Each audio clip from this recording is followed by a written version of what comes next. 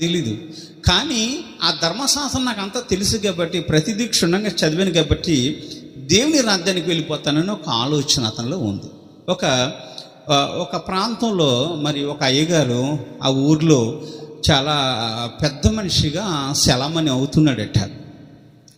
ఆ వ్యక్తి మరి ప్రతిరోజు కూడా గోదావరి నది దాటి వెళ్తూ ఉండాలి. నది దాటి అవతల ఉన్నట్టు ప్రాంతంలో తను ఇంటికి వెళ్తూ ఉండాలి. ఆ ప్రాంతం నుంచి ప్రతిరోజు గోదావరి నది దాటి యువతల ప్రాంతానికి వచ్చి ఈ ప్రాంతంలో అందరి దగ్గర మరి పెద్ద మనిషిగా చలామణి అవుతూ ఆ ఊర్లో సేవ చేస్తూ ఉన్నాడట. సేవ చేస్తూ ఉంటుంటే ఒక రోజున మరి ఆ పడవలోకి ఆ ఊర్లో సేవ ముగించుకుని తిరిగి వస్తుంటే ఆ గోదావరి నదిలో ఉన్నట్టు ఒడ్డునుంటే పడవ దగ్గర మరి చాలామంది నిలబడి ఉన్నారు, కొంతమంది పడవలో కూర్చున్నారు. వెంటనే దాంట్లో ఒక వ్యక్తి అన్నాడు, అయ్యగారు వస్తున్నారు, మీరందరూ దిగిపోండి అని అంటే అందరూ దిగిపోయారు. దాంట్లో కొంతమంది వ్యక్తులు మరి అక్కడ నీళ్లు తీసి ఆ నీళ్లతో ఆ పడవంతా కడిగేసి ఆయన కూర్చోబెట్టారట. అతను వెళ్తుంటే ఇక మళ్ళీ కూడా ఆ పడవలో ఎవడో వెళ్ళటానికి వీల్లేదు. ఇక బయలుదేరి వెళ్తూ ఉన్నాడట.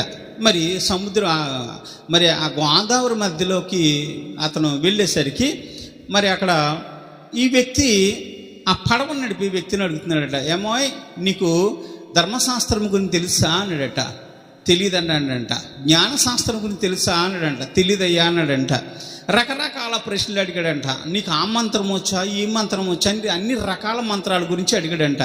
అన్ని శాస్త్రాలు తెలుసా అన్నాడంట. తెలియదని అన్నాడంట. నువ్వు వ్యర్థమైన వాడవయ్యా అన్నాడట.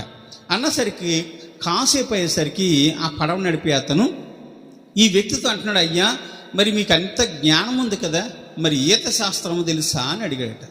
అయ్యా నాకు ఈత శాస్త్రం అంటే నాకు తెలీదు అని అంటే, అయితే ఇక్కడ మరి పెద్ద సుడుగుణం ఉంది, కాసేపుల్లో ఈ పడవ మునిగిపోబోతుంది, కాబట్టి నీకు ఈత శాస్త్రం తెలుసుంటే కనుక నీవు తప్పించుకోగలిగితే, లేకపోతే కనుక నీ చావు నువ్వు వచ్చావు అని అతను ఆ సుడిగుణం పక్కనే దూకేసి అతను ఈదుకుంటూ ఒడ్డుకొచ్చాడు. కాసేపటికి ఆ సుడిగుణంలో పడి ఆ పడవతో సహాగా అతను మునిగిపోయి చనిపోయాట. మనకు కావలసింది ఏంటంటే ధర్మశాస్త్రము బాగా చదివేసినంత మాత్రాన, పరిశుద్ధ గ్రంథము ప్రతి అక్షరము మన మనసులో ఉన్నంత మాత్రాన ప్రయోజనం లేదు. కానీ ఈ అక్షరము మనసులో నుండి ఒక కార్యము చెయ్యాలి.